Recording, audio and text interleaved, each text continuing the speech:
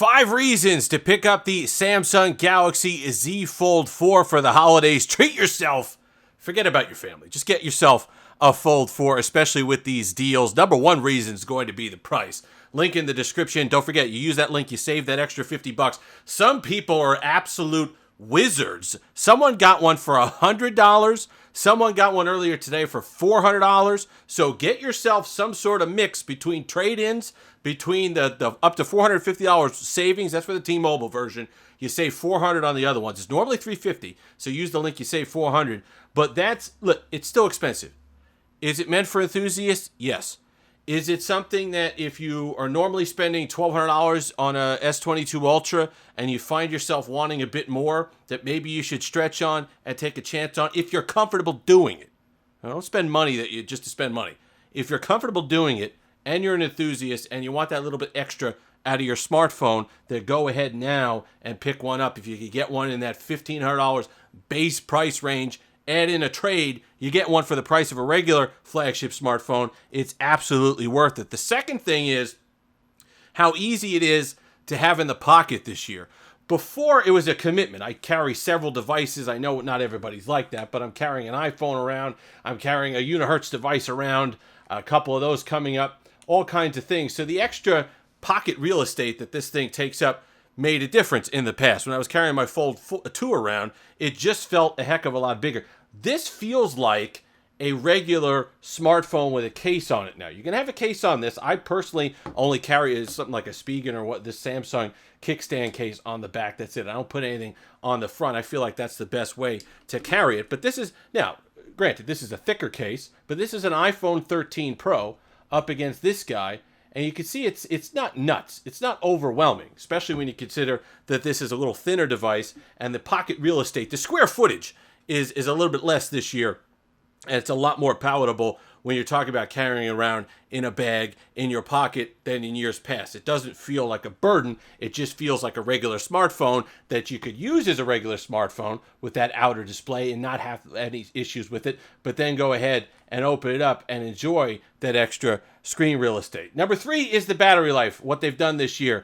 6.5 hours of screen on time. That'll get you through most every day. And it's nice. It does make a difference. When I was using my Fold 2, I found myself at the end of the day easily in the 30% range, 20% range. That's when you start to sweat a little bit. You're like, oh boy, am I going to have to find a charger? Am I going to have to top it off? If your day goes into overtime, whether it's work related, personal related, you're going out to a party, you're going out after work, you're in a rush. Sometimes things happen. If you forget to put it on the charger, or you plug it in a little bit wrong, or USB-C, or your cat knocks it off center on the wireless charge, something like that where you don't get a complete charge, can you get through that next workday? This year, the answer is yes. Where in the past, it's not. And the whole reason is that Snapdragon 8 Generation 1 Plus, that the Plus makes all the difference with this device this year. The power efficiency is across the board on every device that uses it, but it's nice to see Samsung take advantage in something like this and give us the battery life that you'd expect. You're still spending X amount of money, even if you get all the deals possible. You spend anything, it's important for you to get what you think you're spending your money on. This they actually deliver. The design and the battery life are certainly an advantage. The outer display is number 4 for me. An easy one. In the past, other people, if you were into swipe texting, I guess that's fine. I never was. I got the big fat thumbs that have issues getting across the screen, but it's a couple of millimeters. But boy, does that make all the difference. You could use this display the entire day and feel like you're just using your regular smartphone. You'll never get to the end of the day using it and see, oh boy, I'm gypped.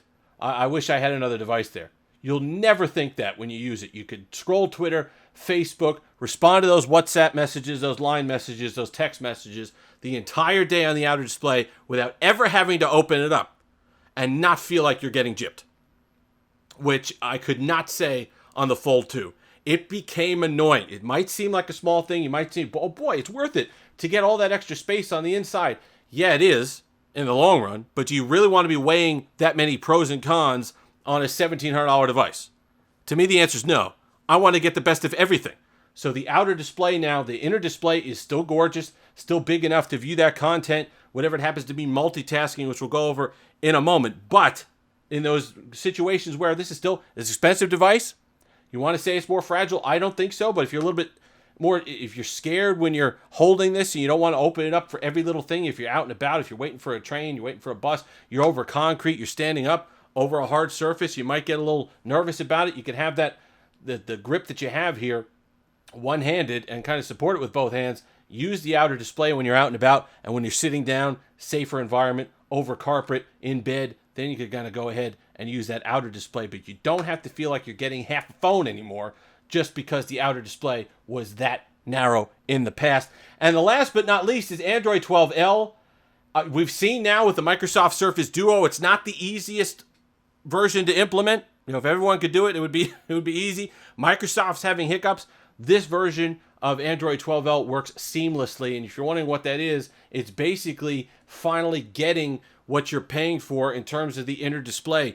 Before, when you had the Fold 2, and the Fold 3 does get Android 12L now, but you had a situation where when you open it up, it was just basically a big smartphone screen, which was great. It was great on the eyes. It's great to watch content in bed if you're sitting down or you're just doing stuff. Scrolling Twitter on here is a fantastic experience just on the huge display, which is great. But now you get the added benefit of the extra multitasking that you can have. But just even if it's not multitasking, or if it's one screen multitasking, the dock makes it great. Just go back and forth. Now I'm on Instagram, right? Wanted to go back to Twitter? Bam, now I'm on Twitter. Just like that. And that ease of use makes it feel like you're finally using a large screen device like a tablet. It's like when the iPads finally got iPad OS. You always felt kind of hamstrung a little bit with what you were using the iPad for. It just felt like a big iPhone, right? But with iPad OS, something specialized for it to use that big display, you finally felt like you were getting the most out of the potential. And with Android 12L now on the Fold 4, you are getting the most out of the potential on these devices, whereas before, I felt you were hamstrung a little bit. As we see the Hello Kitty room, we'll go ahead and tap that like there. But it's just overall a great experience to add the dock, and Samsung's implementation of it is pretty darn good.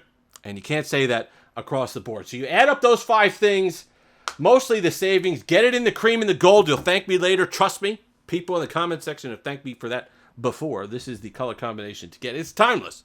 It's just timeless. You want to be fancy. You want to be a fancy boy? I'm a fancy boy. Go ahead and get yourself the cream and the gold. If you've made it this far, like, comment, subscribe, all that fun stuff. Until next time, have that Steve.